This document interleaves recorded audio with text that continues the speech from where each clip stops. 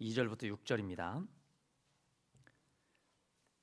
스가랴 13장 2절부터 6절 말씀.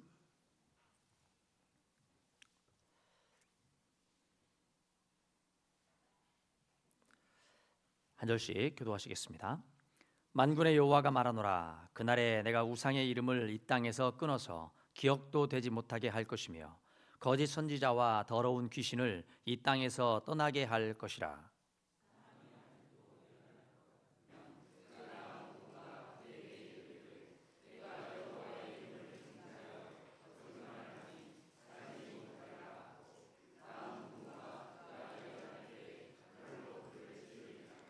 그날의 선지자들이 예언할 때에 그 환상을 각기 부끄러워할 것이며 사람을 속이려고 털옷도 입지 아니할 것이며.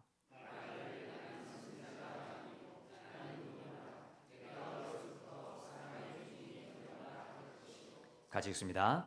어떤 사람이 그에게 묻기를 내 두 팔 사이에 있는 상처는 어찌 됨이냐 하면 대답하기를 이는 나의 친구의 집에서 받은 상처라 하리라. 아멘. 아멘. 제3남선교회 찬양으로 하나님께 영광 돌리시겠습니다.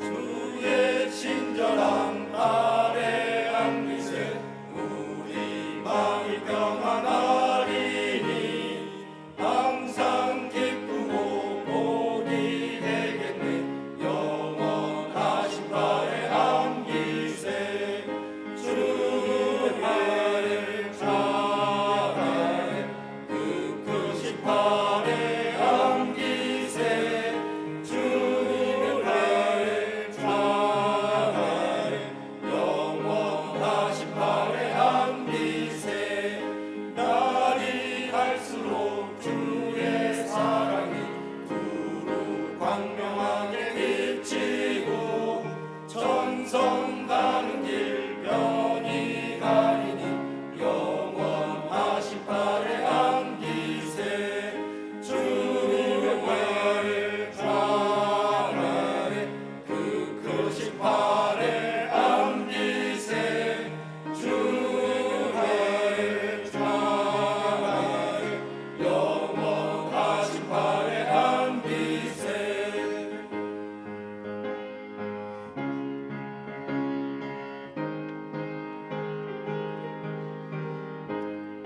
주의 보좌로 나아갈 때 기뻐 찬미 소리 외치고 겁과 두려움 없어지리니 영원하신 발에 안기세 주의 발에 그 크신 발에 안기세 주의 발에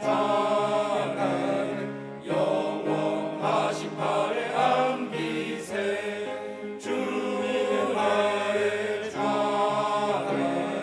그 크신 발에 안기세 주의 발에 영원하신 발에 안기세. 아멘. 아멘.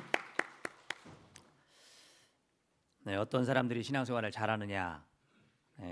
하나님 눈에 잘 띄는 사람, 또 목사 눈에 잘 띄는 사람, 이런 분들이 신앙생활을 잘하는 사람들입니다. 어쩌다 한 번씩 보이면 문제가 있는 신앙이에요. 자주 눈에 밟히고 보여야 그게 진짜 제대로 신앙생활을 하는 겁니다. 그런 의미에서 보면 우리 제3남선교회는 항상 눈에 밟혀요. 자주 보입니다. 그만큼 교회의 일꾼들이라는 거죠. 여러분들도 목사 눈에 자주 띄는 신앙생활 되시길 바랍니다. 이리 봐도 있고 또 언제 봐도 또 있고 언제 봐도 자꾸 또 있고 이러면 신앙생활 제대로 하는 거예요. 우리 제3남선교회가 하나님의 눈에 또 주의 종들의 눈에 더 잘 드러나고 띄어서 하나님 앞에 더 크게 더 귀하게 쓰임 받는 우리 기관이 될 수 있도록 여러분 크게 격려하며 박수 한번 하시겠습니다.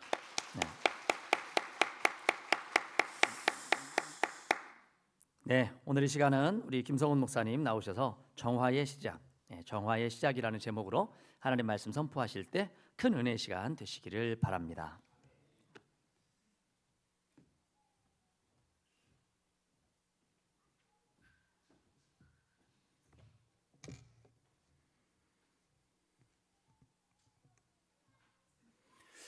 네, 제가 말씀을 들어가기 전에 문제를 한번 내볼 테니까 한번 맞춰보시겠습니까?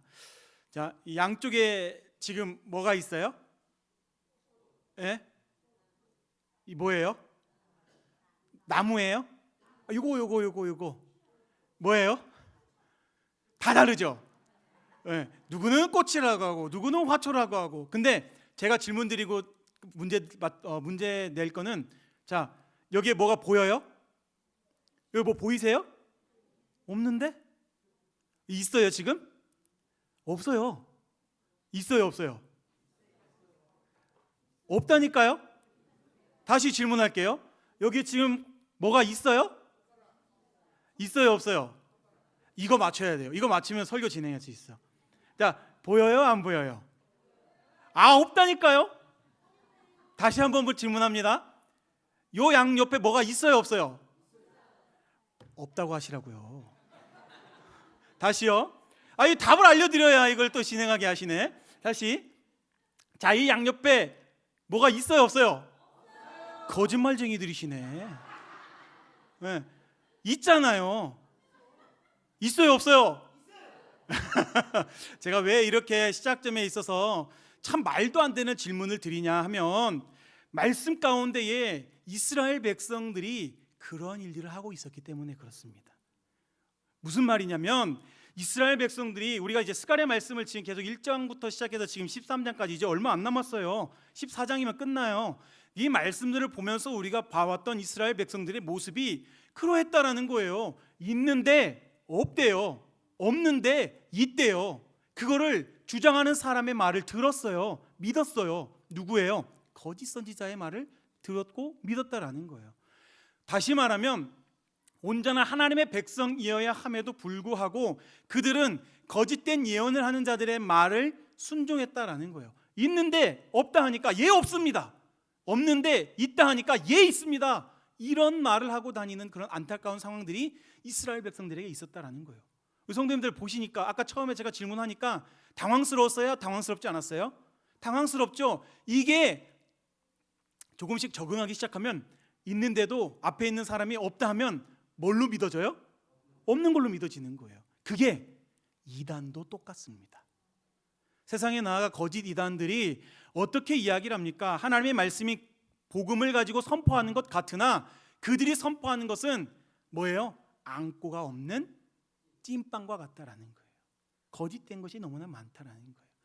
하나님을 높여드리는 예배자가 아니라 자신이 드러나는 예배자, 그거는 하나님을 예배하는 것이 아닙니다. 하나님을 예배하는 곳이 아니라는 거예요.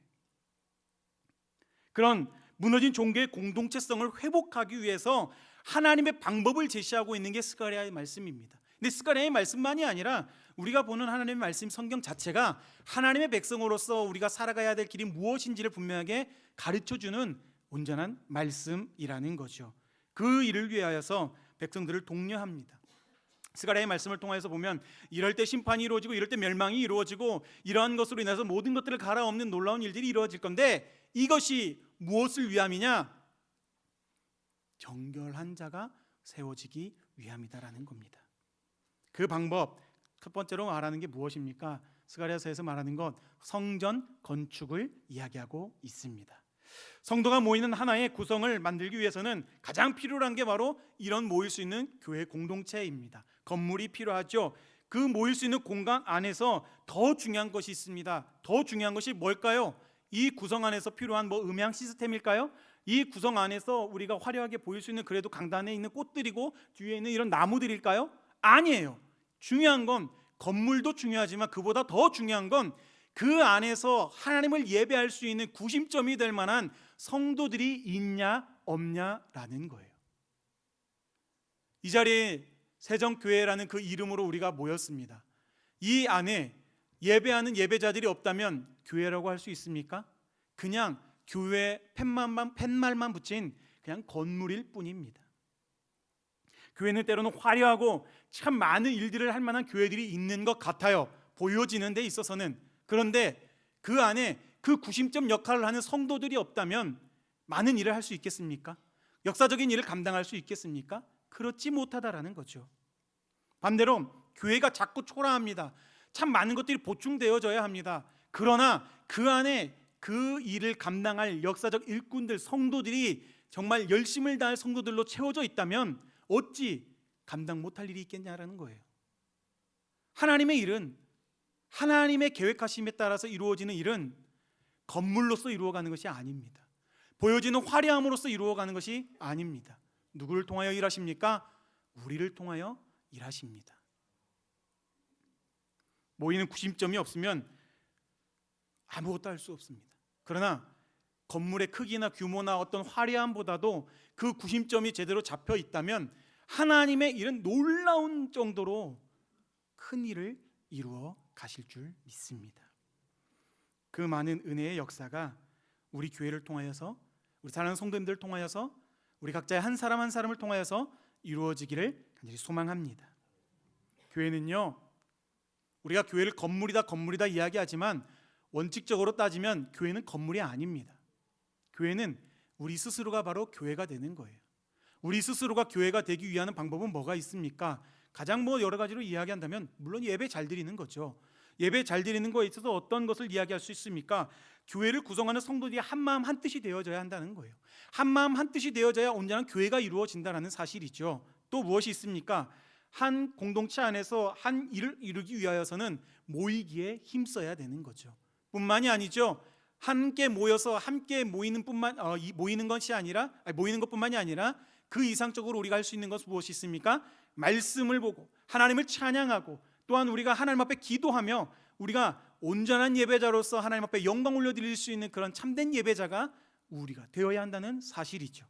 모든 일에 남이 하니까 그래 네가 하니까 너가 해, 나는 못하겠다, 이게 아니라 당신이 한 일 나도 함께하여서 정말 작게 이루어질 일이 더 큰 일로 이루어질 수 있도록 우리 함께 합력하여 선을 이루어 갑시다. 이 헌신적 봉사가 우리 가운데에 있어야 한다는 사실이죠.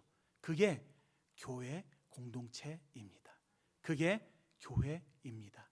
건물이 아니라 우리가 교회가 되고 우리의 머리 대신 예수 그리스도를 바라보면서 온전히 우리는 우리의 모습과 우리의 삶과 우리의 마음에 하나님을 우리의 삶 가운데 가득 채우며 정결한 자로서의 삶을 살기를 주님의 이름으로 축복합니다.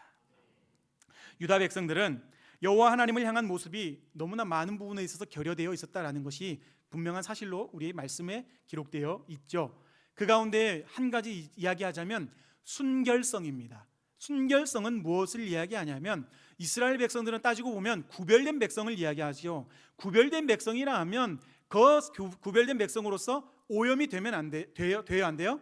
오염이 되면 안 되는 거예요. 그 오염이라는 것을 어떤 이야기를 할 수 있느냐? 유다 백성들에 있어서 가장 필요한 것은 이방 민족과 결혼이 허용이 됐을까요? 안 됐을까요? 안 됐다라는 거예요. 그 순결성을 순수성을 유지하면서 하나님의 백성, 구별된 백성으로서의 어떤 선민적 그 삶을 살아가야 했다라는 게 유다 백성들이었어요. 그런데 그들의 삶이 너무나 많은 어떤 억압적인 삶을 살아왔고 또 타향민 생활을 많이 하다 보니까 모든 것들이 변하기 시작을 하죠. 삶의 적용점이 변화가 되고 그리고 삶을 살아가면서 이 일이 온전히 하나님을 향한 예배의 자리이고 하나님을 향한 자리임에도 불구하고 그 문화적인 활동이 변화가 있고 삶의 방향이 변환점이 있다 보니까 계속해서 이쪽 부분을 잃어가게 되고 이제는 변화되어지는 그런 상황 쪽에서 내 일이 이 일이구나, 내 삶이 이런 삶이구나 해서 적응하기 시작해버리니까 그 순수성을 잃어가기 시작했다는 거죠. 그들은 하나님을 온전히 예배해야 했지만 하나님을 온전히 찾아야 했지만 그러지 못했다라는 거예요. 우리가 기록된 말씀으로는 이방 여인과 결혼을 했다라는 것으로서 이야기를 하고 있지만 그 순수성은 그 이방 여인과 결혼했다 이것만으로서만이 아니라 하나님을 찾는 그 간절한 마음이 많이 사라졌다. 그들이 잃었다라는 걸 이야기하고 있는 거죠. 이게 단연 기록된 말씀으로서만 이야기되는 내용이 아니라 그 유다 백성으로서 구별된 선민으로서의 어떤 그 정체성, 지금 이 자리에 있는 우리에게도 필요한, 그리고 지금 우리에게도 분명히 되짚어봐야 할 그런 포인트점인 줄 믿습니다. 왜요? 우리도 구별된 백성 아닙니까? 우리도 선택받은 백성 아닙니까? 우리가 하나님 앞에 이 자리 나온 것, 하나님 앞에 온전한 백성으로 거듭난 삶을 살기 위하고, 또 말씀을 통하여서 우리가 세상에 나아가서 그리스도의 복음에 참된 증인의 삶을 살기 위해서 이 자리에 모인 것 아니겠습니까? 또한 한 주간을 살아가면서 내 삶에 있었던 역경과 고난과 어려움과 그 모든 순간들을 이 시간 하나님 앞에 아뢰면서 내 삶이 앞으로 나아가는 모든 방향점마다 계속해서 어려운 일 생기고 계속해서 문제가 생기고 계속해서 억압이 있는 것이 아니라 하나님께서 나에게 주신 은혜를 통하여서 세상에 나아갈 때에 계속해서 변화된 삶이 우리에게 이루어지고, 나의 그 변화를 통하여서 나를 통하여 많은 사람들이, 나를 통하여 세상이 변화되는 하나의 주역으로 세워지는 것이 그리스도인으로서의 구별된 삶 아니겠냐라는 거예요. 그래서 우리 성도님들이 이 자리에 나와 있는 건 아닙니까? 그래서 이 자리에 모여서 우리 사랑하는 성도님들 하나님의 말씀을 듣는 것 아니겠습니까? 유다 백성들은 자신들의 정체성을 잃은 것과 같았죠. 순수성을 잃는다라는 것은 다시 이야기하면 그들이 가야 할 길을 잃었다라고 이야기할 수 있는 거예요. 다시 말하면 하나님께로 온전히 가야 하는 길을 그들은 잃어버린 거예요. 이러한 상황들을 바로잡기 위해서 모든 어떤 일들을 행한 사람이 바로 스가랴죠. 물론 지금 본문의 말씀을 스가랴를 읽고 있으니까 스가랴라고 이야기를 하는 겁니다. 성경의 말씀은 그렇게 길을 안내하고 있습니다. 우리의 인생의 내비게이션이 되고 있는 것이 하나님의 말씀입니다. 우리의 삶 가운데 우리가 가야 할 그 지표를 세워주는 게 하나님의 말씀이라는 겁니다. 주어진 말씀이 우리의 삶에 참된 지표가 되고 참된 내비게이션이 되고, 또한 이 하나님의 말씀을 우리가 함께 들음으로써 우리의 마음 가운데 순결하지 못했던, 순수하지 못했던, 정말 정결하지 못했던 그런 모든 상황들을 이 시간을 통하여 정화가 되는 놀라운 일이 이 시간 가운데 있기를 간절히 소망합니다. 지난 시간에 우리가 1절 말씀까지 보았습니다. 1절 말씀에 보면 그날의 죄와 더러움을 씻는 셈이 나타난다라고 이야기했습니다. 그 죄와 더러움을 씻는 셈이 다윗의 족속과 예루살렘 주민들을 위하여서 열릴 것이다라고 말씀은 기록하고 있습니다. 그러면 그 정화의 시작이 무엇인가라고 우리는 또한 궁금해할 수 있죠. 그 정화의 시작이 어떻게 시작되어지는지 2절 말씀은 우리에게 이렇게 가르쳐 줍니다. 함께 2절 말씀 읽어볼까요? 시작. 만군의 여호와가 말하노라.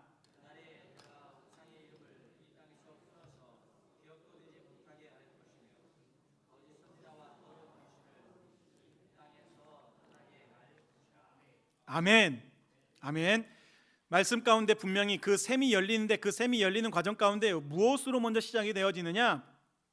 그날에 우상의 이름을 이 땅에 끌어내어서 그 선포하는 어떤 거짓 예언자들뿐만이 아니라 우상 숭배자들을 뭐 하신다고요? 다 이 땅에서 떠나게 할 것이다 라는 것을 시작으로 이야기합니다. 예루살렘, 하나님의 거룩한 성으로 거듭나기 위해서 먼저 해야 할 일들이기도 합니다.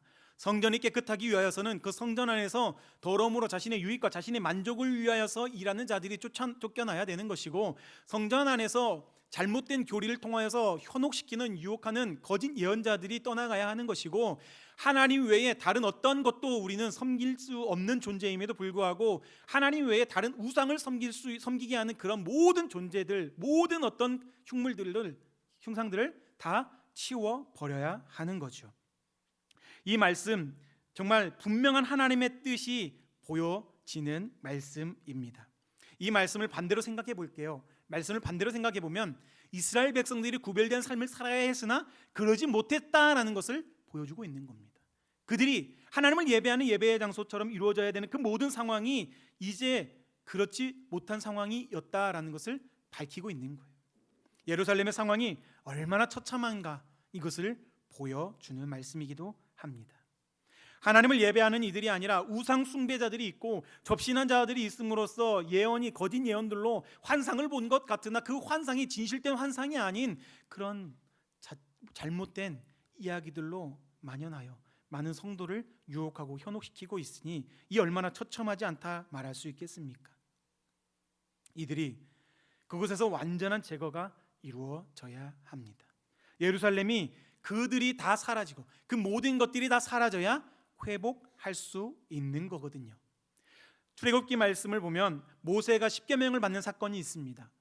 모세가 십계명을 받는 사건 가운데 있어서 하나님께서 내려가라 하고 백성들의 잘못이 있음을 분명히 이 모세가 보았죠. 그 모습을 본 모세는, 그 처참한 모습을 본 모세는 어떻게 행동했을까요? 어떤 모습을 보였을까요? 우리 출애굽기 32장을 한번 찾아볼까요? 출애굽기 32장 25절에서 29절 말씀을 한번 같이 보겠습니다. 출애굽기 32장 25절에서 29절입니다.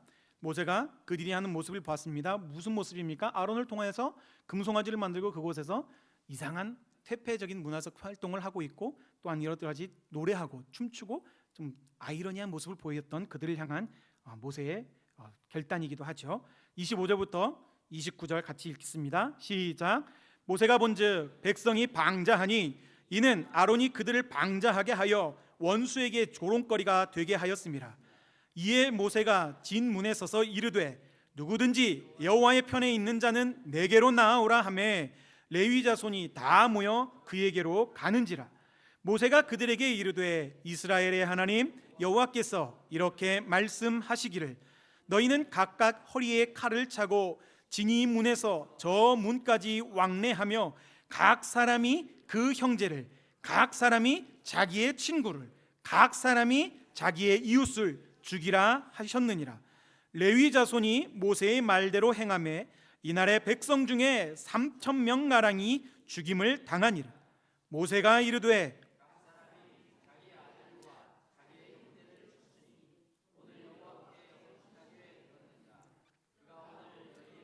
복을 내리시리라.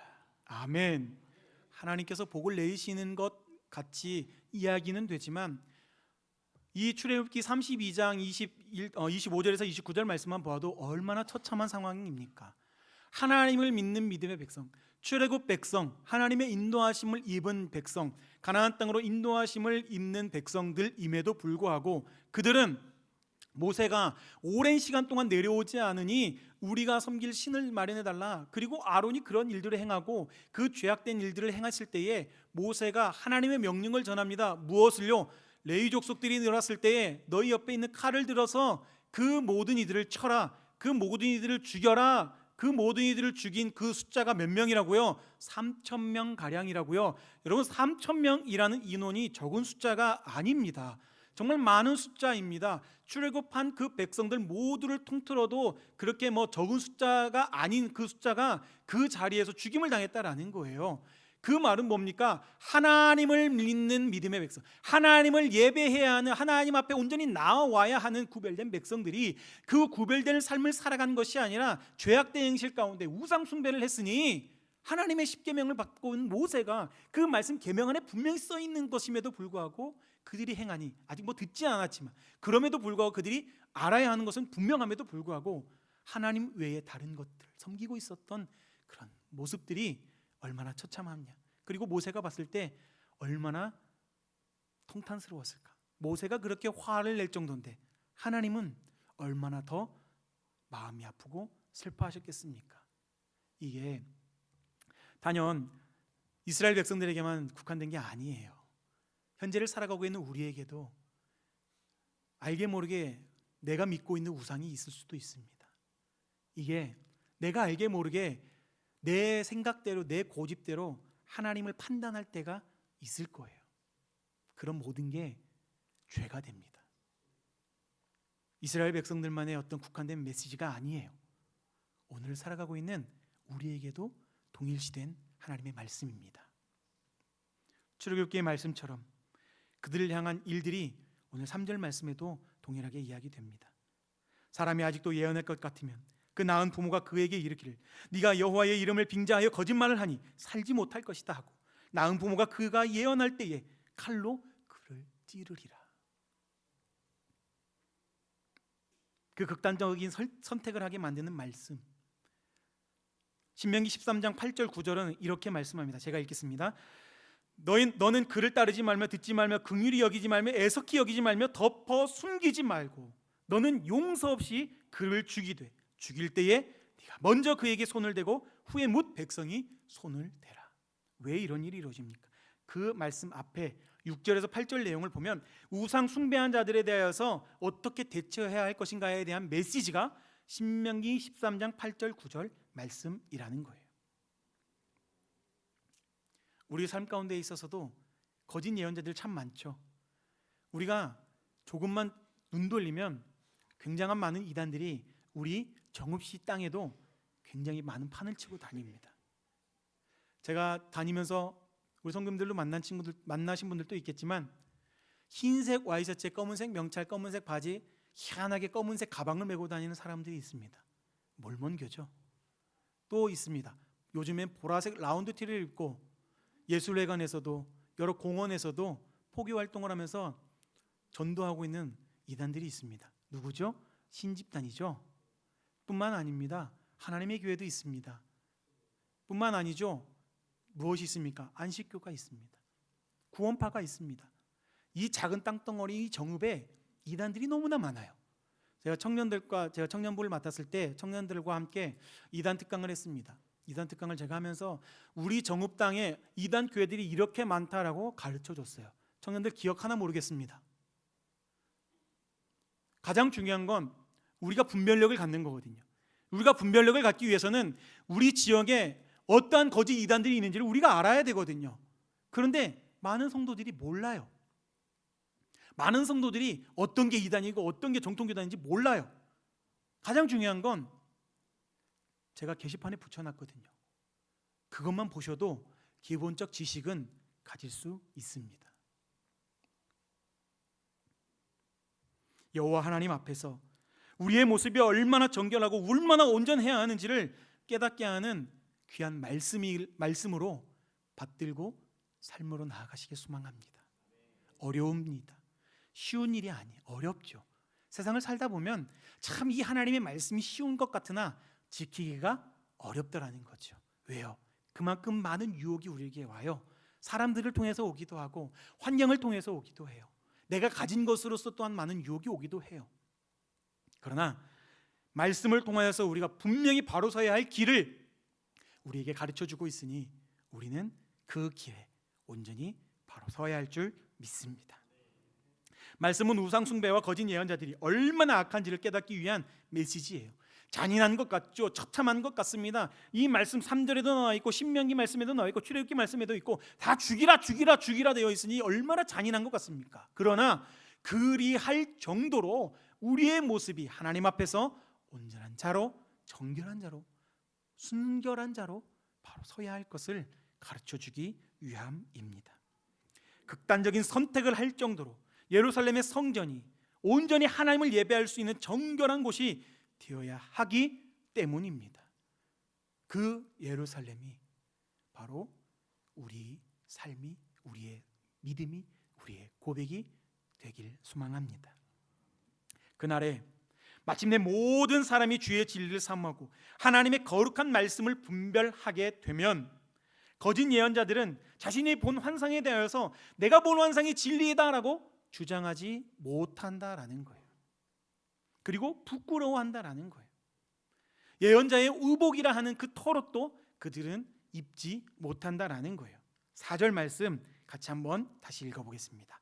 4절 시작. 그날에 선지자들이 예언할 때에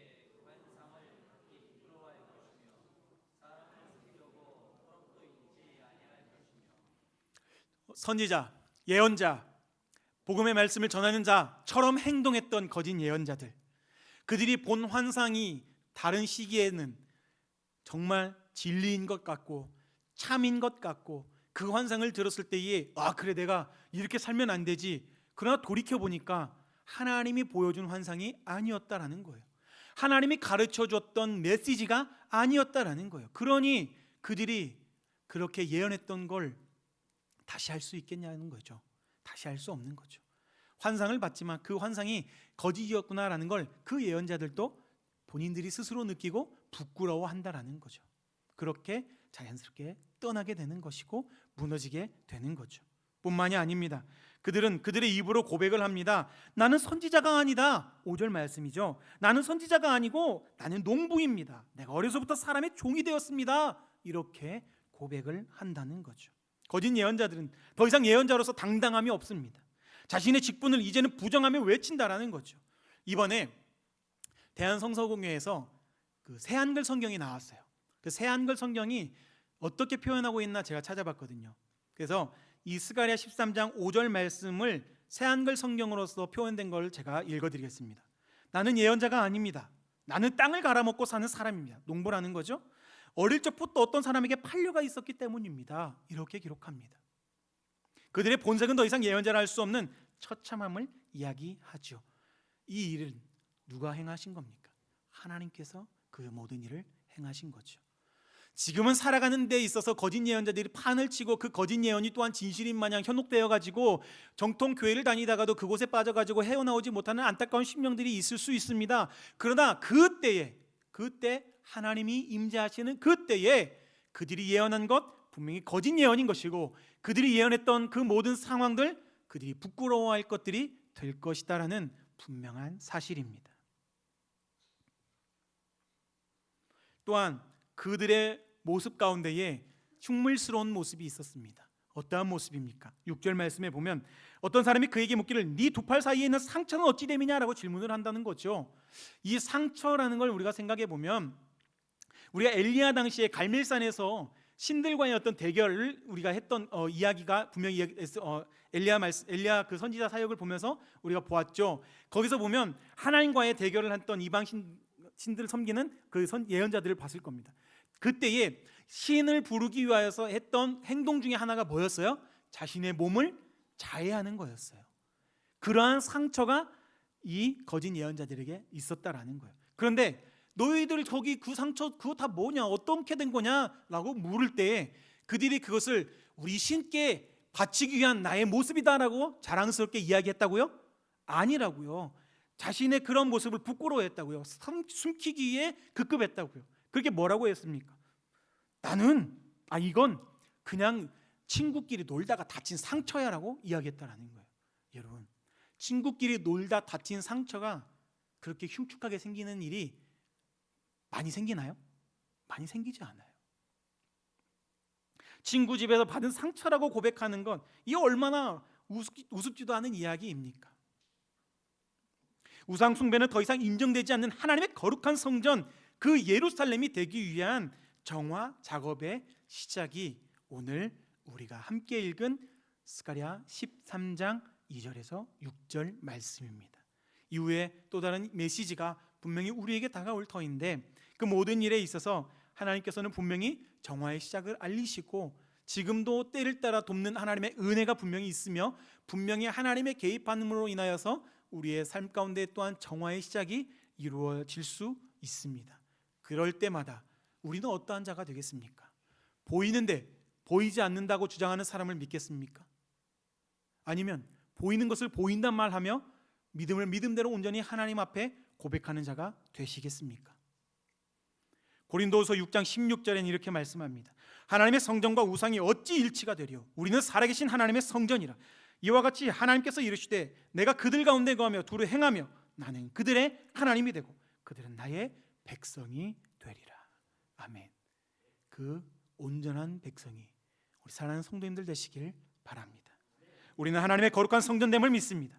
세상의 악하고 더러운 것들에 물들어서 하나님 앞에 범죄하는 자 되지 마시고 우리의 몸과 우리의 마음을 깨끗하게 하여 믿음으로 온전하여지고 거룩하신 주님 앞에 참 예배자로서 바로 서며 우리가 모인 이곳이 하나님이 임재하시는 거룩한 예배의 처소가 될 수 있도록 우리가 그 중심에 그 구심점으로서 온전한 성도로서 온전한 교회로서 온전한 하나님의 일꾼으로서 하나님의 놀라움이 우리 가운데 이루어지는 놀라운 역사의 주역으로 거듭 세워져가는 우리 사랑하는 성도님들 되시길 주님의 이름으로 축복합니다.